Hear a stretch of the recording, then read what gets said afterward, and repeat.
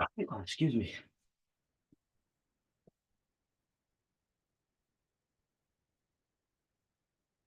Live.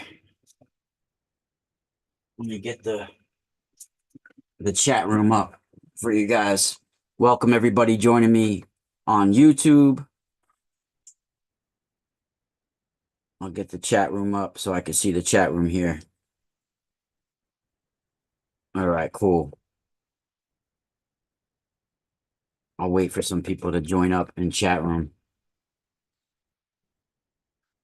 It's so funny because I've been on a, a few podcasts lately and on YouTube, a few people's YouTube channels lately, and because of the light on my computer, and when I lean back, it looks like sometimes there's a booger in the corner of my nose, but really it's the skin of my nose. So people were thinking there was a booger over there or a skin. I mean, or like could be cocaine or something. They were like, "What's in his nose?" I'm like, when I look back on it, I thought maybe I had a booger or something, but when I really looked, it's actually my skin, you idiots. So out of all the information that I give in my videos, someone has to make a comment about that. People's looking at that actually. When it wasn't even a booger, it was actually my skin on my nose. Because when it happened when I was on the Basis project, somebody had mentioned it in the comments. And I was like, oh, maybe I could have had something in my nose. I'm only human. It could have happened. But then when I was on the Jeff Mara podcast yesterday, I mean, I'm sure he's going to edit it out because he edits it before he posts it on his YouTube. Jeff has a popular YouTube channel, and I want to thank Jeff for having me on yesterday on the Jeff Mara podcast. He has a popular YouTube channel where they talk about NDEs and various things like that. But he even stopped and was like, "You want to redo it because it looks like you got something in your nose." And I'm like, "Let me see. How can this be that two times in a row?" Because I even like blew my nose and make sure that there was nothing because it had been mentioned before. So then when I really looked at it on the camera, I'm like, "Oh yeah, you know what, dude? That's my skin of my nose over there. It's nothing in my nose. It's because of the light." And I'm animated when I talk, so sometimes I tilt my head back. So when you get a glimpse, it might look like that. So he was like, "Do you want to redo it?" I'm like, "No, man. What are we gonna do about it?" He's like, "Oh, whatever. I'm not worried about it. I'm not worried about it. It's the lighting or whatever. It's all cool." But we got some interesting things to talk about today. Who's in the chat room today? Who wants to give me a shout out? Give you guys a shout out. Let me know you're there in the chat room. I got the other screen up with the chat room on. We got some interesting things to talk about today. We're gonna go deep because it is a real intense time that we're living in. And I think people naturally are getting drawn towards the powers of the sun because they sense intuitively that the sun is going through massive changes always, right? And we're in a certain cycle right now where the sun it's having chaotic, massive whole black sunspots are forming and doubling in size very quickly, and massive coronal mass ejections are coming and merging. Solar flares are merging into CMEs, and some of these.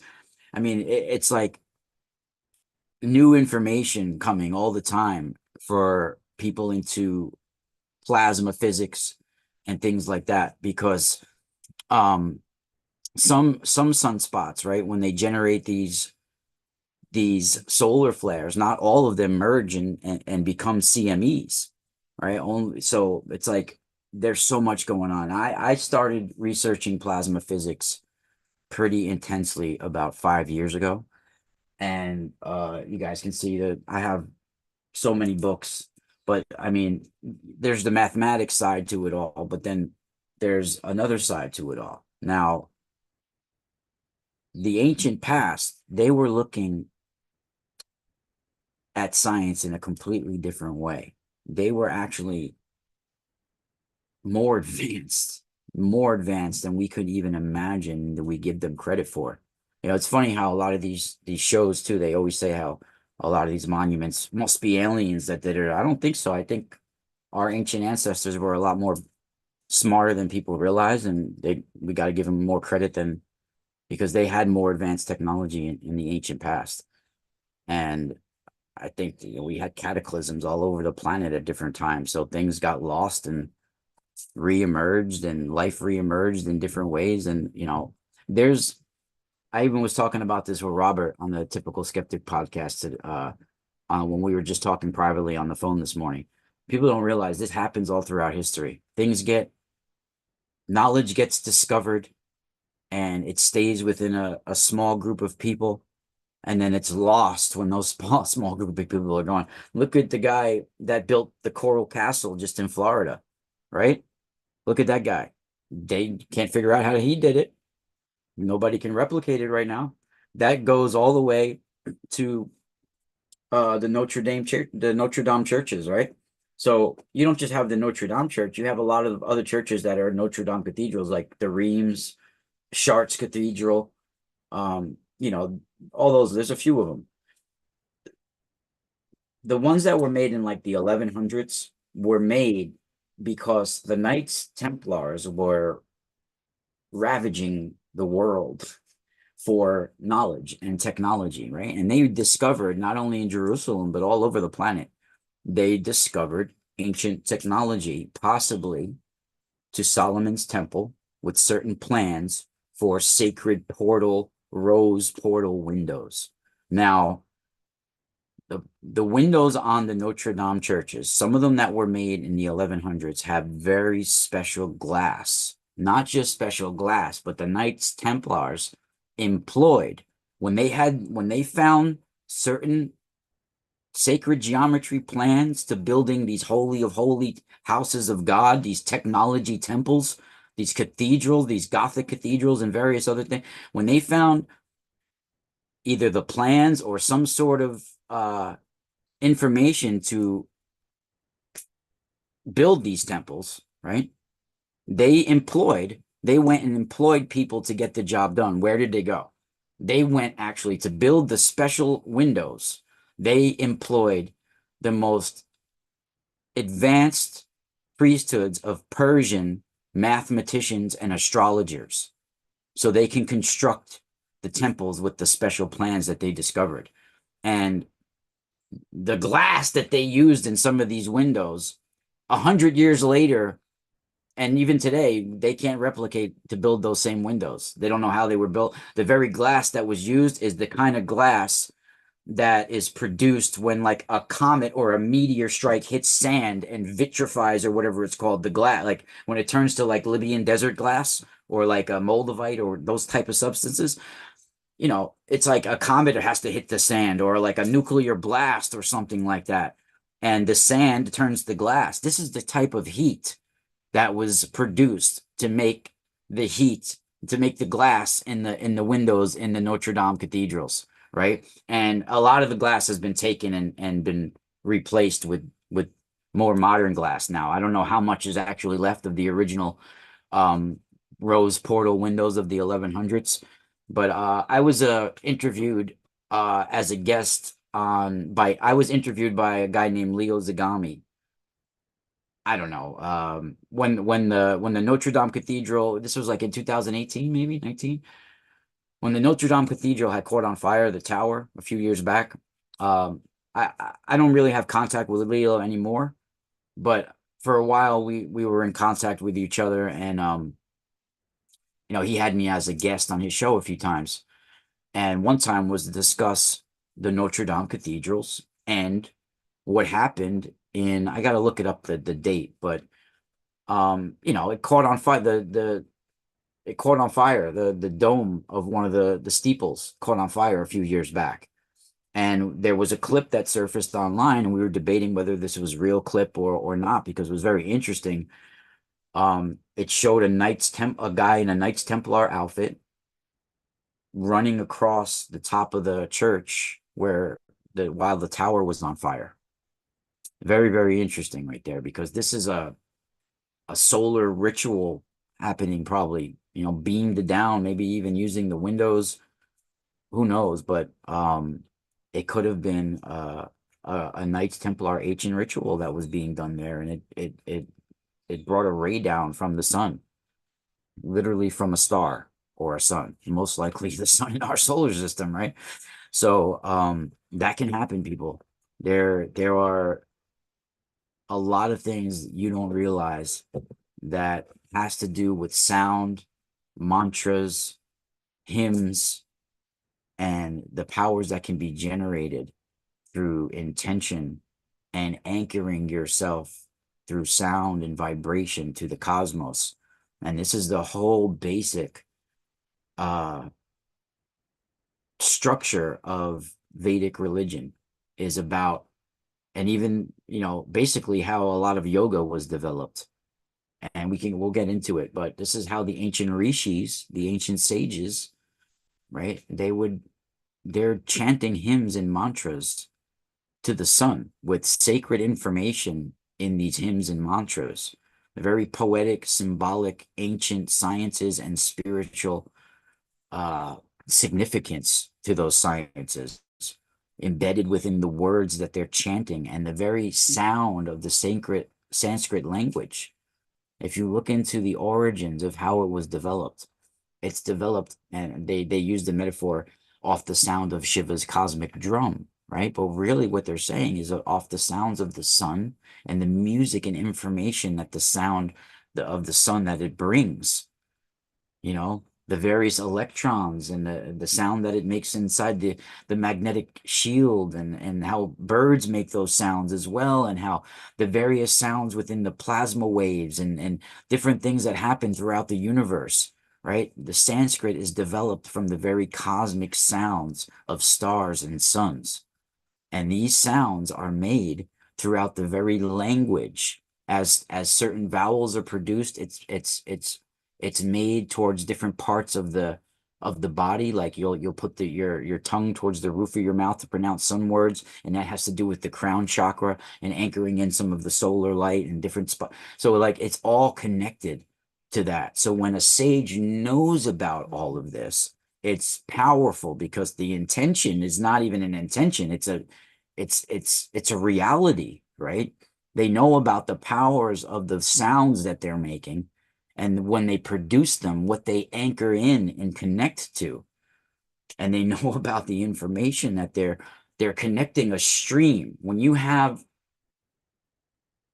a star or a sun, right? The sun in our solar system, it has a streams of information, various streams of information coming from it, right? In all sorts of plasma, right? And the electricity type waves traveling in the plasma. It's like water waves, right?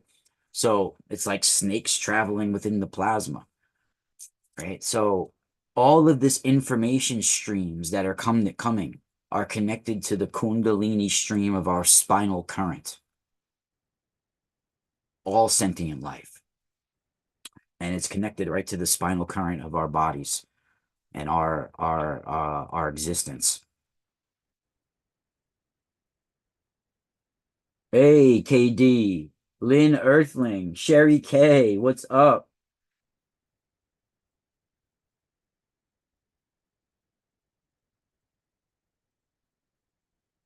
What fake stories wait, 1600s in Cape Cod?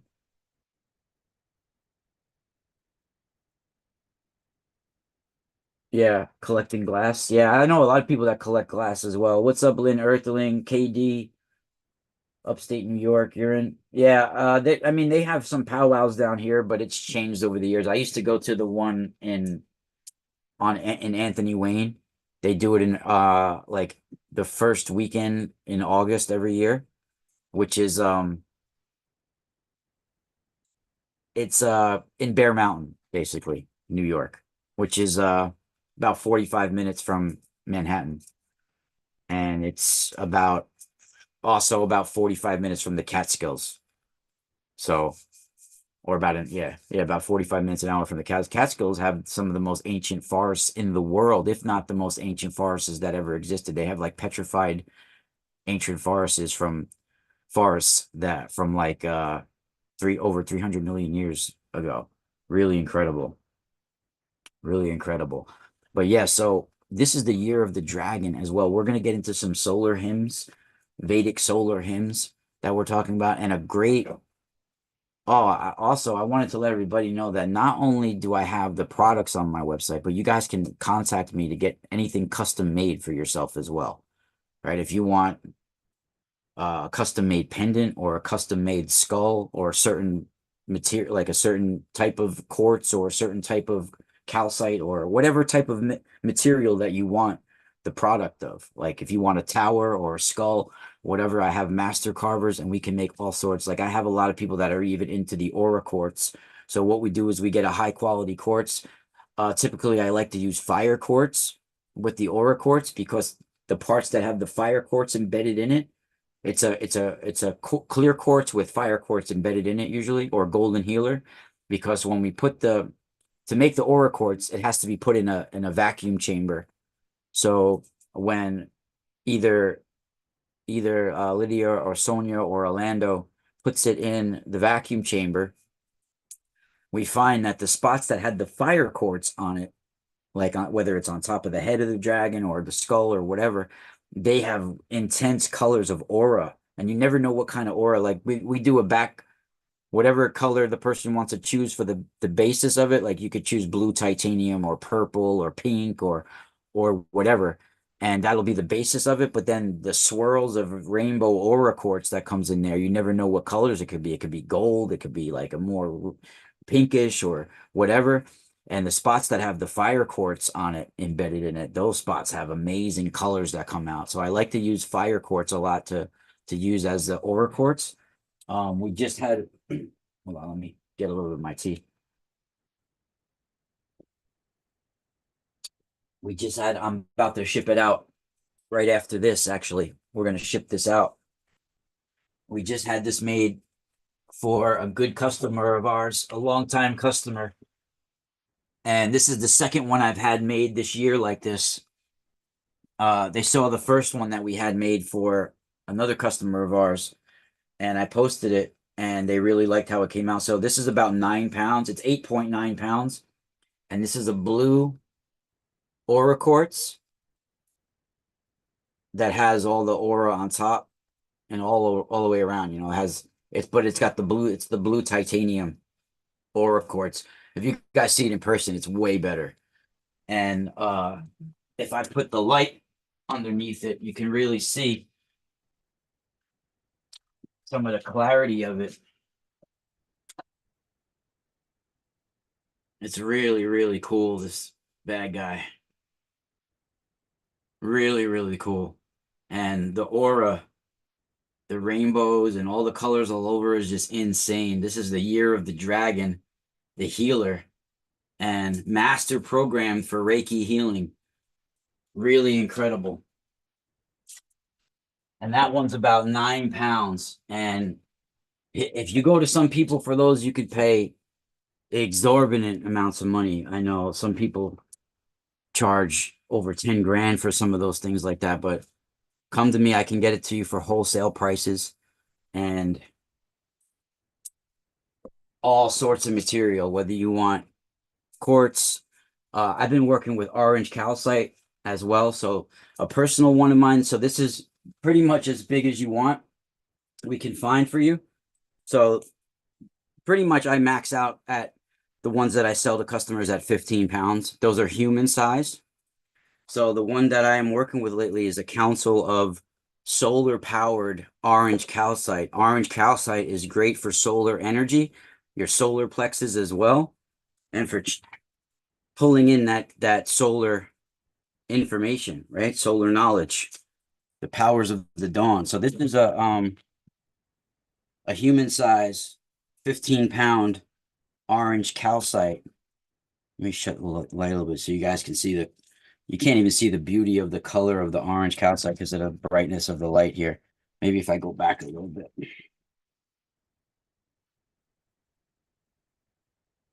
But this is a 15 pounds, beautiful orange calcite, very realistic, great for solar power energy. And I have a council for orange calcite, all different sizes. That's the big guy, the master skull of orange calcite. And then I got these guys. These are all great really amazing orange calcite. This is the second size that I have, and then I have these two other ones. This one is like really, really orange, the sunburst orange all over. And then this guy is really cool as well. These are all the Council of the Orange Calcite. And that is really good for you to sit, make a grid around yourself out in the sun with the orange calcite. And it's a really powerful solar powered grid. And let me see, you guys can see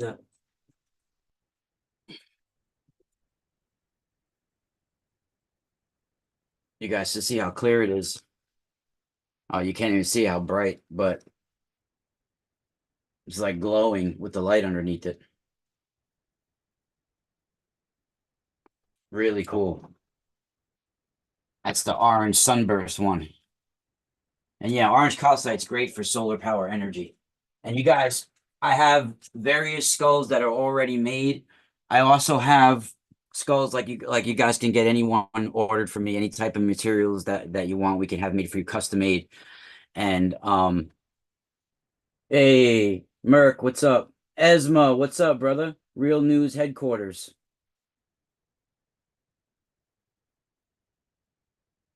Yeah, yeah. So it's rebirth like the dragonfly in the sun.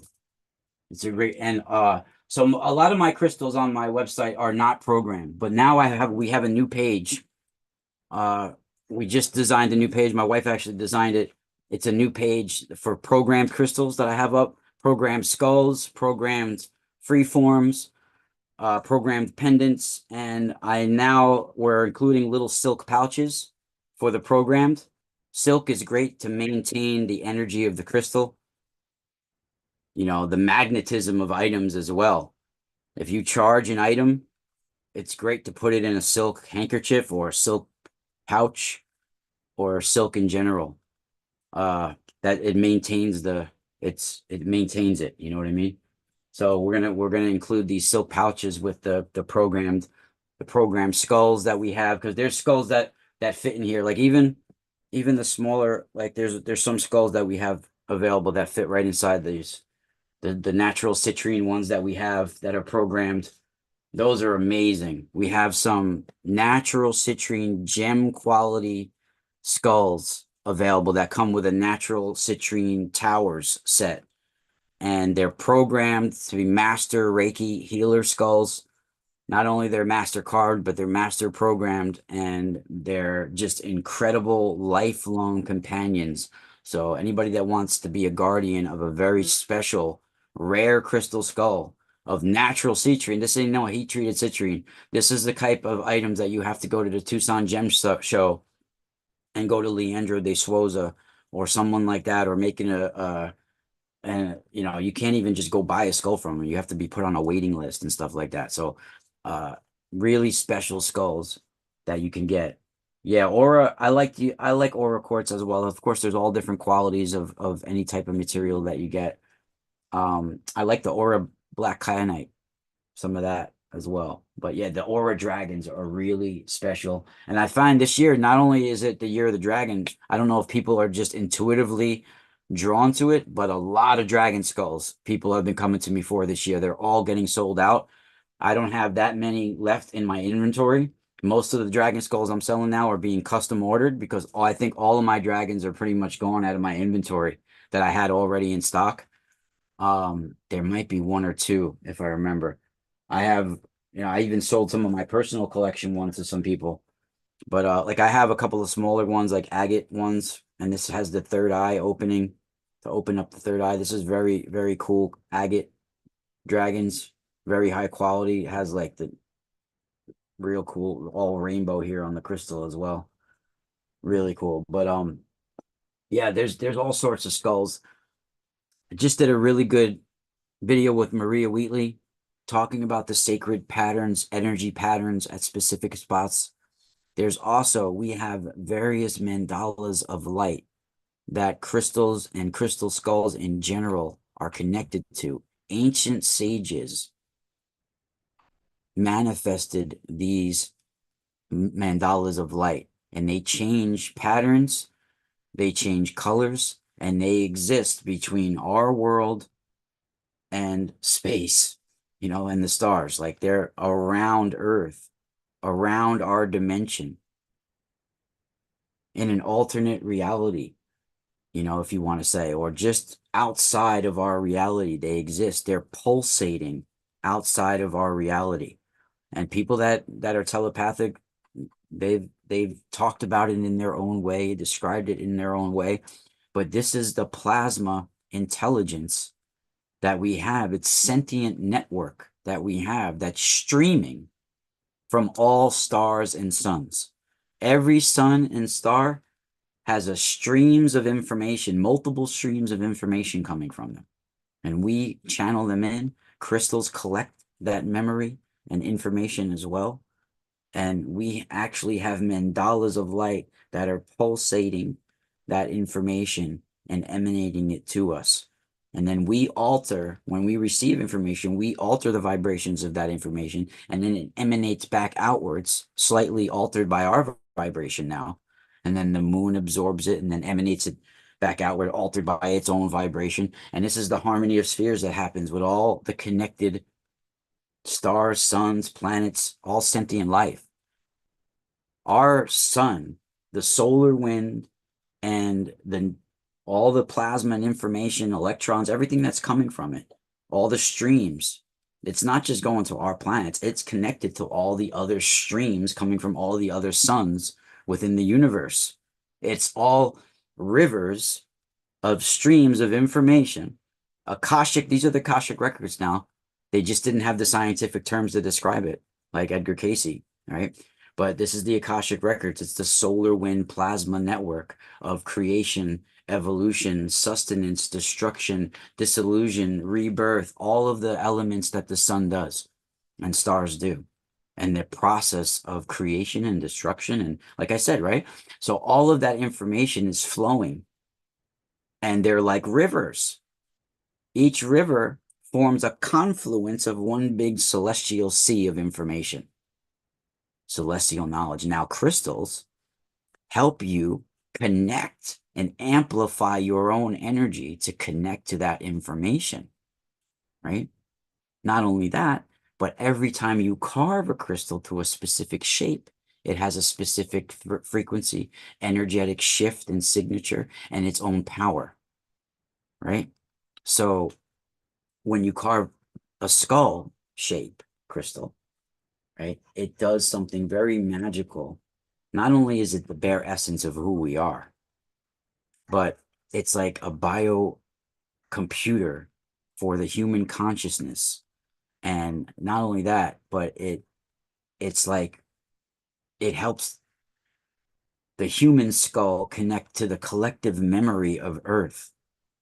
And when a crystal is carved in the shape of a sentient life, whether it's a human skull or a sentient creature, it helps our consciousness and our intelligence connect to the internal memory of Earth and the cosmos. Really incredible, especially if you're doing grid work or if you're scrying, past life scrying with crystal skulls and things like that. People get very scared about doing things like that because they're not grounded individuals, and bad things can happen when you're not grounded. So, pooping waves. It is pooping waves. Dyson sphere soul, right? That would be cool. So if people see Merck talked about the Dyson sphere, I actually did a few interviews with Professor Chandra Wickramansingh, who's one of the most famous astronomers that's still alive today. And the one I did about a year ago, I did one with him like 2 months ago, 3 months ago. But that one, we were talking about his life story. It wasn't as deep and high level as the previous ones that we've done. Previous ones we've done together, I went pretty deep with him, and I had like some prearranged questions that I wanted to make sure I asked, like bullet points. I've interviewed him like 4 or 5 times. So the last time I interviewed him, which might be our last, who knows? He's in his mid 80s, and there's not that much unless new discoveries come out. I don't I'm probably not going to ask him that come on that much more. But the last time I had him on, I kind of had him give his life story and how he got into astronomy and things like that. So it was a different talk. But the one we did like a year ago, I asked him about Dyson spheres and things like that. So if people don't know what a Dyson sphere is, it's a structure that would like harvest energy, because eventually like the sun's gonna deplete of its energy, right? It's gonna go through stages, right? And implode. Some stars that are big enough, they supernova and things like this, right? The white dwarf, supernova, right? So um there's an idea, and it was by the physicist Dyson, his last name was Dyson, um, that they can build a structure to harvest the energy. Now, if you want to technically have the discussion about it, it wouldn't just be for a sun or a star as well. You could do it around anything. You could do it around a black hole if it was a big enough structure, right? So it's very interesting when you talk about Dyson spheres, because there's been certain stars that they've had noticed that when they monitor it, that there's been periods of light that they can't explain why the star dimmed or something like this. And they were thinking maybe it was because of a Dyson sphere activating or something like this. One of the stars that we're talking about, and I asked them about, was what they labeled the Tabby star. So people can look up that if they're interested in that. The Tabby star is one of those light anomalies that they found. And I guess I think the physicist's name was Tabby or something like that, where they named it after her. But apparently they found the anomaly, a light anomaly, where the star would be blinking out or something like that, certain period at certain random intervals or whatever. And they were speculating whether it could be a Dyson sphere that was around the star or this or that. Right? Bits of knowledge information. Yeah. Well, I could go pretty deep with people, so unfortunately on YouTube, you're just giving little bits, but you can't go too deep with, because most people won't know what the hell I'm talking about with certain things. But when it comes to plasma physics, you're finding it now. The more we find about the ancients, we're going to find in our modern day plasma physics and things like that, heliophysicists, people that study the sun, stars, and plasma. You're going to start revealing some of the most ancient symbols that people have been trying to translate, scholars have been trying to translate. People are, oh, I know it means this, I know it means that, I'm the foremost expert on ancient forbidden knowledge. Like, bro, just because you're wearing a suit and you get paid to travel around to certain sites, that doesn't make you an expert. Just because you read Zechariah Sitchin, that's called reading, and then presenting what you read. That's not called research or translating or being an expert. So a lot of this stuff out there is for entertainment, everybody. I'm not saying I'm the world's foremost expert on ancient writings, but I have been doing it for over 30 years, almost my whole life, studying the ancient writings, and I know an expert when I see one. And usually when someone is talking about ancient writings, whether it has to do with Vedic or the ancient Near East or ancient Egyptian, Native American, whatever, I usually know where they're getting their information. If they're really talking about real translations, if they're not just making it up, they're talking. Within the first couple of minutes of their talking, I can pretty much, I know where they're talking from, what translator they're talking from, whether they read Zechariah Sitchin or Nicholas Wyatt, Ugaritic tentacle translations or whatever. Right? I can, because I've been doing it for so long. So I know who's just a car salesman out there and trying to have you donate to some invisible for like knowledge stock that doesn't like donate to my invisible stock of knowledge, right? I mean, come on. That stuff, guys, is for entertainment. It's cool to watch Ancient Aliens and things like that as well, but they're for entertainment. They have a theme. And Zachariah Sitchin, unfortunately, he had a theme. It's not real translations. It's his theories and his theme and his interpretation. And then he wrote like a novella series, like he had a publishing deal. And those books are not read, they're read like novellas, they're not read like translators. So you have a lot of people that came out that consider themselves experts when all they are is presenting Zecharia Sitchin's work. Well, that's not real research. That's just reading someone else's work. So when I start hearing people talking, I know like, oh, you're just like rehashing Zecharia Sitchin's theories. I mean, that's not really anything. People think Zecharia Sitchin brought the knowledge of the Anunnaki. Do you realize Enki and Enlil and all those names have been talked about for hundreds and hundreds of years? In the late 1800s and the 1900s, that was one of the most popular topics amongst scholars and academics, was translating these writings and going through them. Way before Zecharia Sitchin ever mentioned the name Anunnaki or Enki. It's just that it got popularized because he wrote a series of books in English that read like novels. And America consumed it. And then some people are good at talking and presenting things, and those people all of a sudden are considered experts now, and they're talking all over. And people are like, wow, this sounds very cool, because there's some sort of genetic remembrance of these names. And it grabs you, your body responds to it. But then you assume that everything else must be true that they're saying. Yeah. Just distracts you. The word grabs you, and then you just swallow the rest. And it's only your own genetic memory of these powerful words. You know, Enki wasn't a person. He was the watery abyss of creation. That's the plasma waters. And Enlil was the solar wind of creation. And then the people that started to use those names were the ones that were harnessing those powers from the sun and the wind and knew how to tap into those powers. Anki is the sun, the stars, right? It's actually the king. It means the king of the celestial abyss, the king of the celestial waters, which is the plasma waters.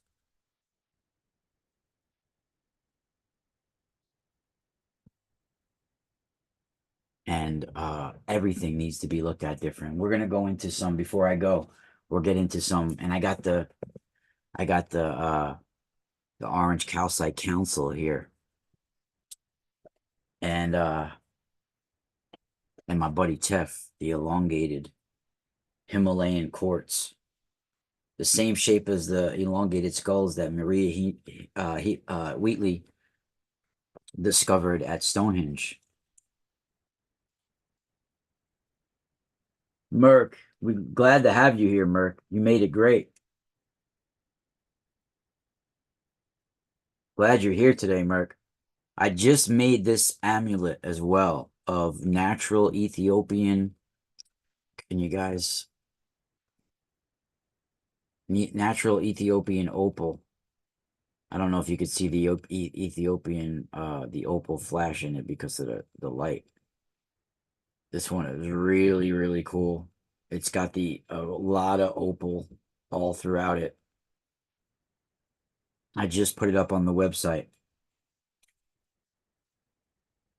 Yeah, the Orange Calcite Council skulls here. I had them outside in the sun today. I had them outside in the sun, getting the solar power. And you know, it's interesting because around that time in like 1987, the time where that was the year that I had my near-death experience, I was out on the Jeff Mara podcast yesterday. It's so funny. I mentioned at the beginning of this video, when I lean my nose back, it looks like I have a booger in the corner, but that's just the skin. But when you look quick, it looks like a booger because of the light. So like I went on two different podcasts. They're like, yo, you got a booger in your nose. I'm like, no, I don't. It's the skin, bro. It's the skin of my nose. Okay. So who's looking up my nose like that to friggin' even notice that? You're lunatics. When I talk back, they're like, oh, he's got something in there. No, it's the skin. You friggin' because when I was on Miles Johnston, the bases, project, uh, somebody after I did the show, somebody said it in the comment, "Oh, you look like you got something in your nose, coke or whatever." And I'm like, "Did I have a booger in my nose?" Because it's possible. I'm a human. And I probably didn't check before. Usually, I blow my nose and I make sure I'm okay before I go on the camera for a second. I'll look at myself, right? Um, but so when it happened on the basis project, I'm like, maybe I did have a booger because when I looked at the video again, I was like, oh, when I tilted my head back, it does look like I had something in my nose in that angle because of the light. So I said maybe there was something in there that day. But then when I was doing the Jeff Mara podcast yesterday, the guy stopped the podcast and was like, "Yo, off the record, you want to go blow your nose? 'Cause I think you have something in your nose because when you moved your head back, I saw something in there." He's like, "Unless you just want to keep your head still the whole time." I'm like, "Yo, I'm Italian. I'm animated. I start moving around and talking when I'm I get into it." But then I was like, "Let me see," and I moved my head back, and he's like, "You see?" I'm like, "No, dude, look, it's clean. That's just the skin and the light going on the skin in my nose." It was so funny. So, no, nobody. I don't have anything in my nose. It's clean as a whistle there. We're good. So, don't make me self-conscious about moving my head back. My neck's gonna friggin' hurt. But yeah, I mean, I talked about some of the hymns. We're gonna talk about a few of the hymns, and I'll be on the Typical Skeptic podcast tonight at 10 p.m. I just booked that this morning with Rob. So as long as we're both not too tired tonight, because I know he's got other shows, we're gonna probably do that at 10 p.m. tonight. And I highly recommend people go to my Patreon. I post information up there all throughout the week, and I do live shows. Live shows, you got to catch the live show if you want to catch the live show because it's like a hangout. I don't record a lot of them because they're just live. But I also record videos that are just for Patreon only. And I do articles on there and I'm posting my research on there. I mean, you could join for as low as $2 a month. The higher platforms, they get you after like you're a member for like 2 months at a higher platform, you have the option of getting a gift in the mail, crystals and readings and different things that you have options for. But for as low as $2 a month, you can get access to all the information in my research, which is priceless information, and it's like a cup of a coffee or less a month. Just $2 for the whole month. So that's well worth it. And actually, when you subscribe, I've been doing Patreon for like 5 or 6 years. There's like thousands of posts already in the archives of all research and I put book recommendations, interviews, my research, and this is stuff that's coming right out of the book that I'm writing, so it's not available anywhere else, a lot of the research, and it's deeper with diagrams and various pictures from all my archives of books and the research I'm doing, all stuff that I don't have on YouTube. So it's exclusive, more deeper access to my information on Patreon, way deeper stuff that I can't talk about on YouTube as well, right? Yeah. So they're talking about the plasma waves. They're talking, I mean, we literally have what they call an electron-driven chorus. This very electron-driven chorus is the same sounds that birds mimic that help the plant cells stomata grow. It's a certain frequency that help plant cells grow and things open up and be abundant on the planet. Leak Project, he got demonetized. So I don't go on Leak Project anymore. He doesn't really do that much interviews anymore. I think he's like doing political news now. So I don't know what's up with him, with Rex. I mean, we text message each other or talk on the phone every once in a while, but I haven't been on his show in a few months ever since he's been demonetized. Um, but I mean, I've been on his show probably freaking 50 times. Literally. I went on like once a month for 5 years almost. For for on and off for years. So a long time. But yeah, I don't know. I don't know. I think he's like selling furniture now and doing political news, so I don't know. I'm a different human. Shout out to Rex though. I mean, we're friends. But we have all sorts of chants to suns, to heaven, to earth, to dawn. All the powers that have to do with plasma physics. Very powerful times at dawn and On the night side is where the magnetotail stretches out. And this is in all the stories of the dragon, slaying the dragon, we talked about as well, with Indra and the dragon. And we can go deeper into that another time, but we're going to talk about some of the Vedic hymns to the dawn and to the sun, right? And these are very powerful, powerful mantras that were done, specific mantras by the ancient Aryan seers, by the ancient Vedic Asura and the Deva clans, right? And this is a ancient India and the ancient Aryan culture's mythical golden age. That's why they called it Aryan, right? That's where that name originally derives and that term originally derives from. It's about the golden age, which has to do with the knowledge that was emanating and that they were receiving and harnessing from the sun, right? That's that's what it's from. That's where all these words that you see in many cultures are derived from Vedic terms, and Vedic terms that have to do with various phenomenon, technologies, and powers of the sun.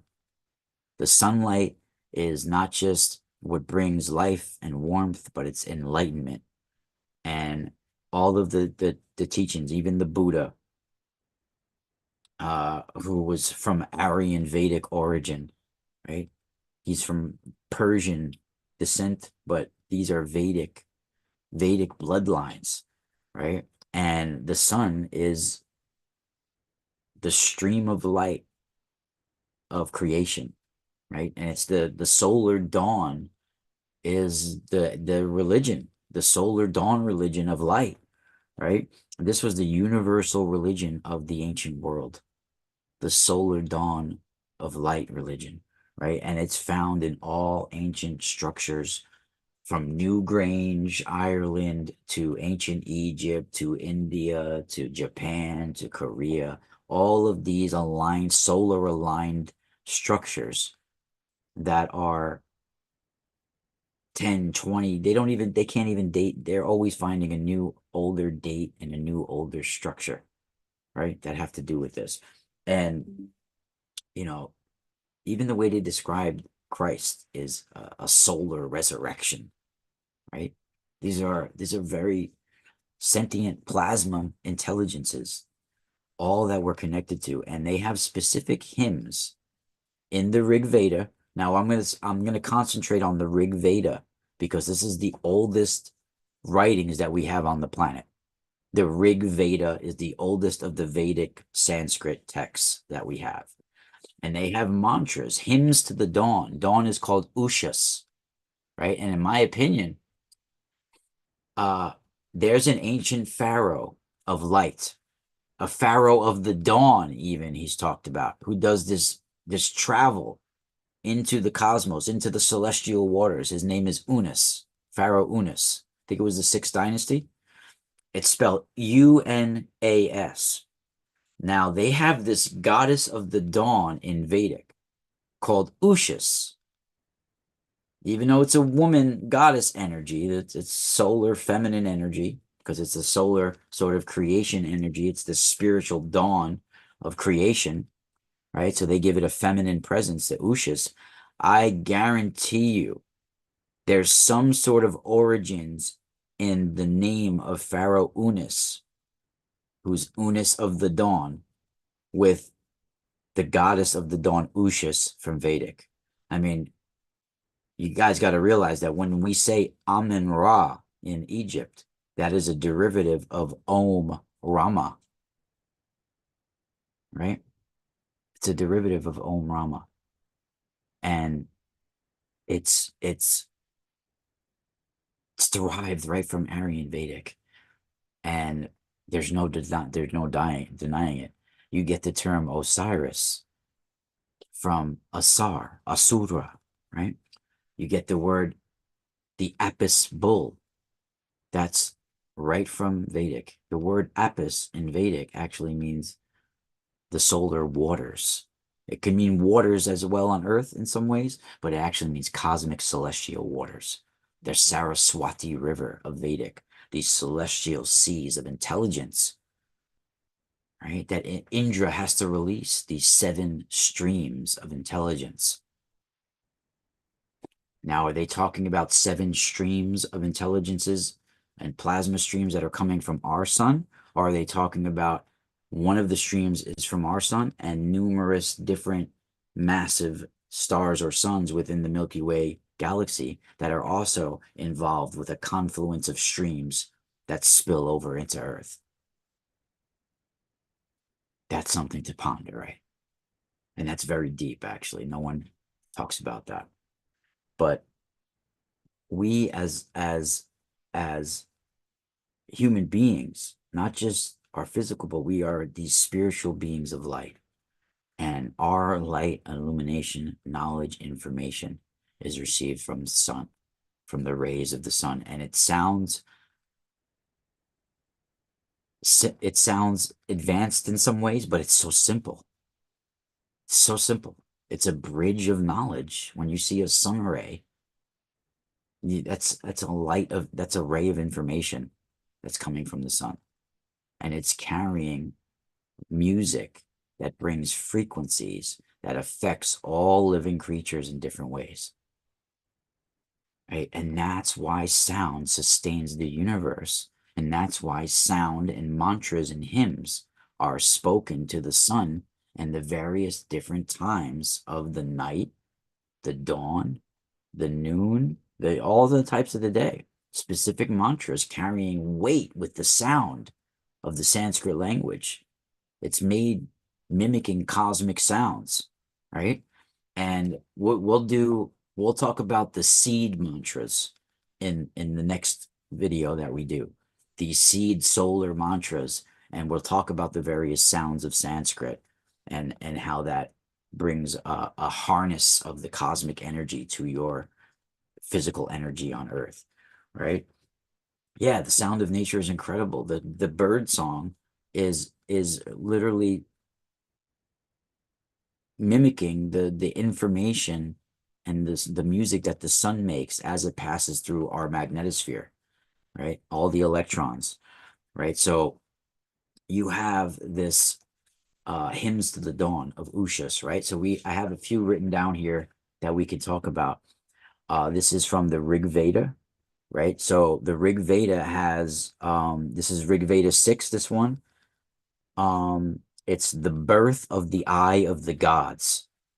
It's the Matra Varuni Vashista. And I don't know if I'm pronouncing it correctly, because I mean to say Sanskrit is a specific way of pronouncing it and putting your tongue against your palate towards the roof of your mouth in some ways, to through your teeth in some ways. Like, there's different ways to pronounce every vowel, how you're supposed to say it. And there's different, and each way is connected to different chakras as well, and also to the sun and to specific solar and cosmic and stellar phenomena, right? So this is from verse 676, and it's the seer Matra Varuni Vashista. And now Varuni, or Varuna, that god is one of the most oldest solar deities that you have in Vedic. And Varuna is actually the god of the ocean, but most scholars confuse that with the ocean on Earth. If you look more into it, he's the god of the solar ocean. Has nothing to do with the ocean on Earth. It's just that the waters on Earth are a reflection of the cosmic waters. So a lot of the rivers that they're talking about and seas that they're talking about in Vedic writings, scholars and people have named certain rivers in India after these terms. But in reality, they're just a reflection off of cosmic seas and cosmic coordinates that they're talking about, right? Like the Saraswati River or the Rasa. These are celestial oceans. People confuse this, right? Let me see. Green dragon. Wow, that's interesting with the inverted purple. Um, yeah, I just actually sold a green dragon as well, a green rutil dragon, not too long ago. Valerie Gomez, what's up? KD Merck is the man today. Glad you're here too, Esma. So we have verse 676, the birth of the eye of the gods. We're going to talk a little bit about some of these verses and see what you guys think about it. And we'll do a few. Then you have the beneficent daughter of heaven, and this is the Matra Varuni Vashishta seer. You have verse, yeah, we'll do verse 676, right? You have 1, 2, 3, 4, 5, 6, 7 sentences in that verse. So you have verse 1.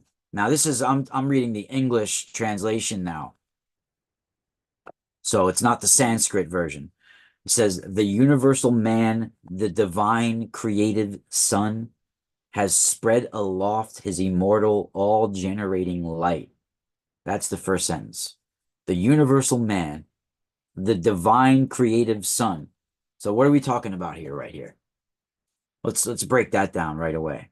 The universal man, the divine creative son. So they're telling you right here what we're talking about. We're talking about the sun. We're talking about the sun. This is solar information that they're chanting. Remember, this is a chant, a hymn, a mantra. And most likely they're doing spiral dances. And the mantra and the sound and the frequency that generates is aligned to the sun or a specific star that they're connecting their stream of energy to, and their vibration, their bridge of light that they're opening a doorway to, right? They're generating their light and mantra and sound and harnessing the very, energies from the sun, and they're chanting to it. Some are also suns in different areas of the universe, I'm sure. But they're telling you right here, they're chanting, the universal man, the divine creative son, has spread aloft his immortal, all-generating light. Then it says, by the will of the gods, the eye is born. This is the eye of the sun. When you see the eye of Horus that I have on my back of my neck, when you see that these different eyes, they have to do with the intelligence of the sun. And it says, by the will of the gods, the eye is born. The dawn has revealed the entire world. Incredible. Now, the dawn is one of the most powerful times, because not only do you have information, electrons, plasma coming in through the magnetic shield and accumulating in the magnetotail, and sometimes it gets chaotic in there and it starts bursting out auroras and all that stuff, right? So there's a energetic surge of electrons and information that happens at dawn when the light comes over the horizon and first hits things, right? Incredible, right? And this is that knowledge that is revealed, right? And this is why obelisks and certain structures, they would be built towards the horizon, right? So the first flash of dawn. Now, these obelisks would be made out of red granite, most of them. Red granite has high quantities of quartz and magnetite. So you have electricity and magnetism going on at the very same time, right? Incredible. Not only that, they're built on structures underneath where there's underground water or natural shocks and vibrations or spiral dances or toroidal movements are built, because when you compress or squeeze or constrict quartz, it opens up cold plasma light. It's like a pencil of light. So not only that with the red granite, but then the cap, the very cap, like the pyramidion or the Ben stone, the very cap of the obelisks and certain pyramids, not only they would make that as out of gold or some sort of glowing structure when it gets hit with light, a glowing material where it gets hit with light, but a lot of times they would use a lodestone. Now, what's a lodestone? Or a betylos stone or a betyl stone? You could spell it Betyl or Baitylos, betylos stone. This is where you even get the name Bethel from, which means house of God or stone of God. These are meteoric iron stones, meteorites that are looked at as the magnetic eye of the pyramid. That is also looked at as the eye of Ra sometimes. The eye inside the pyramid, these are the lodestones. They would use magnetic eyes. So literally, as the sun rises over the horizon, the very flash of the first light of the sun would hit the top of the obelisk and it would glow like a point, glowing like a point. And the magnetic eye, the magnetic iron, alien eye, iron, alien iron, it would be glowing. And the information that would be received from the flash of the dawn, this is information coming right from the sun, especially at certain times of the year, would be very important and powerful, and the seers would be harnessing this, very incredible, right? So this is where you get lodestones from, and a lot of these lodestones are gone because they were so small that they've been stolen. Most ancient sites, obelisks, dolmens, stone circles, they had a center stone that had a lodestone on it, or a betlos stone, or a thunderstone, or an omphalos stone. These are egg-shaped conical stones that have a magnetic iron in it, alien iron, right? So this is the basis of some of the oldest religions. Before we had Catholicism, Christianity, before there was Judaism, Muslim, any of things like that, you had the worship of the black stone. It's the origins of religion, right? And they worshipped the sun through the black stone. You realize that? Because that black stone, before it comes to Earth, it has to pass through the solar waters. It's getting programmed with information by the sun, and seers knew how to activate it, how to do spiral circles around it to activate the energy from the sun, from the stone, right? And right, these they would worship the sun through the black stone, and this is where you get the term that was also became the term that one of the Roman emperors adopted, Elagabalus or Helagabalus, Alagabus, right? That's that's a cult of the black stone, right? And where he came from, northern Syria area, the same spot where the Essenes and supposedly Christ derived from, was the same spot where the cult of the black stone is, and they brought that to the Roman area, right? He became a Roman emperor, even though Elagabalus was a young boy. He was like 17, 18 years old at the time he became emperor, or maybe even younger, maybe even 13. I'm not sure. Maybe he died when he was 18. I'm not, but he only lived a short amount of time. Only was an emperor for a short amount of time. He's known as like a cross-dressing emperor, right? And why does this happen with a lot of people that are seers and psychics sometimes, right? Because you'll see a lot of cultures, the shaman, the medicine man, the healer will be this weird dressing bisexual transvestite looking guy that lives on the outskirts of town that helps the community when they're in trouble, or he's a healer. Why is this? I'll tell you why. Because sexual energy and psychic spiritual energy are very close together, almost entwined, right? So when you're a healer and you're pulling in psychic, sexual, spiritual energy from the various genders, male and female, that you're working with, you're taking in all these spiritual, sexual energies from both sexes, right? If it's not filtered out properly and dealt with properly, it starts to build up within your whole biosystem. And it doesn't just go through your energetic layers, it goes to your physical layers. And right. And so you start acting all different, like a man, a female, and it starts to split your freaking dome. It's like a Kundalini explosion of knowledge that travels up your spine and hits the back of your brainstem and floods your mind with all sorts of confusion, sexual energies. And it's spiritual and sexual and all that combined. And they become very flamboyant and different, and and because they're not filtering out and grounding their energy and getting rid of it properly, and they're healing all these different people. That's why you see a lot of shaman and medicine men being like these weird, freaky guys, like, they're like transvestite looking type, bisexual looking dudes, you know? It's very common within tribes all throughout history because no one was showing them how to get rid of that energy, right? And it was accumulating. But yeah, you have these hymns to the sun. So that was the first verse of the birth of the eye of the gods, right? And then the second verse, it goes, the paths of the journey to the gods have appeared to me, unhindered, perfected by the beings of light.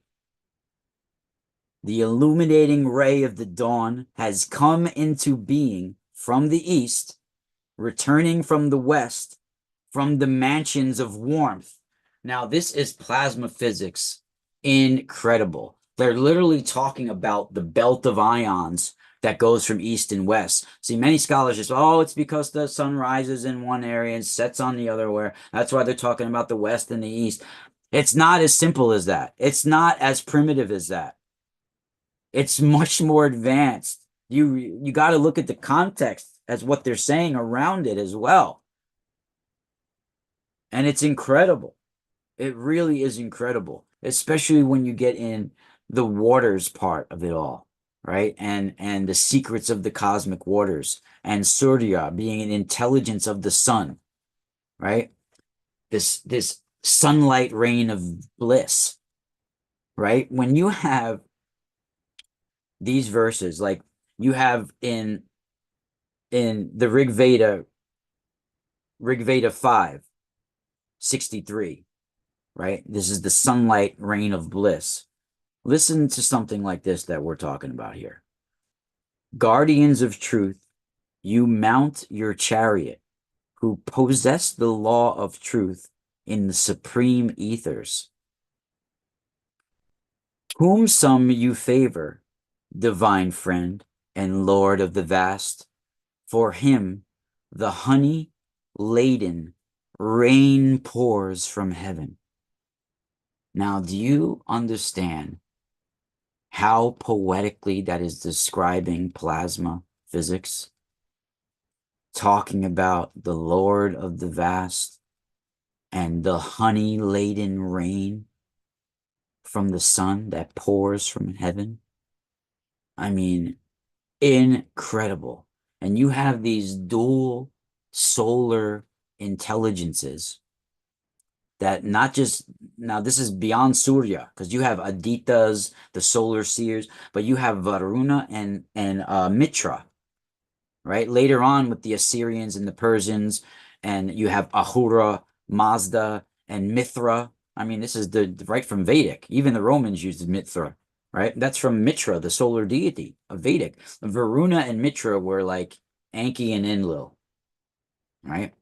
And the dual guardians of creation and truth. And Varuna and Mitra are these divine solar intelligences that they talk about. And they produce rain of bliss that comes from the sun.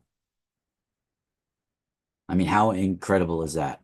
And it's anchored into the heaven, from the heavens into the Vedic seers. Incredible. And then in verse 2 of, this is 5:63, the seer arc Anana Atria in the Rig Veda, the sunlight rain of bliss, verse 5:63. I read part 1. Sentence 2 is, as universal rulers, you rule the word, the divine Lord and friend. You have the vision of the sun worlds in the sessions of knowledge. I implore the grace of your reign of immortality. And it's RAIN, rain. Rain. Reign of immortality, light. The thunder spreads through the heavens and earth.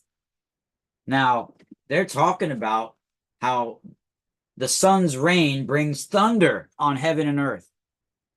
I mean, it's plasma physics. It's incredible. Yeah, the coming eclipse, Real News Headquarters, I'm glad you brought it up. This coming eclipse is going to be incredible information that's going to change our planet. Every time we have an eclipse like this, it's of huge significance. In August of 2017, I actually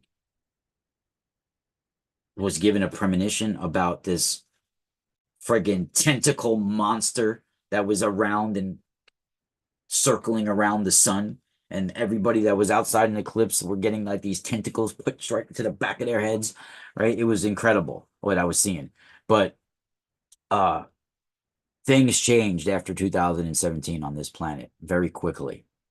And these last years since then has been an incredible evolution of our humanity changing very quickly, right? And we're going to have another one in April. That's going to be very important. And then another one in a couple of years, I think, after that. And then not a lot for a while. So this is we're going through some from evolutionary changes in the universe with our sun and with the planets that are affected by our sun. It's we're going through what has happened once before is happening again now in a different way, right? And yeah, Marut, the Maruts is part of the strength of the flashing powers of the sun as well. So you have all these solar intelligences of Surya. The sun is Surya. Surya is the Maya. It's the it's the space out there, the Akasha, the wisdom of power, the Almighty, the Asura, and it's also the Deva, right? The divine.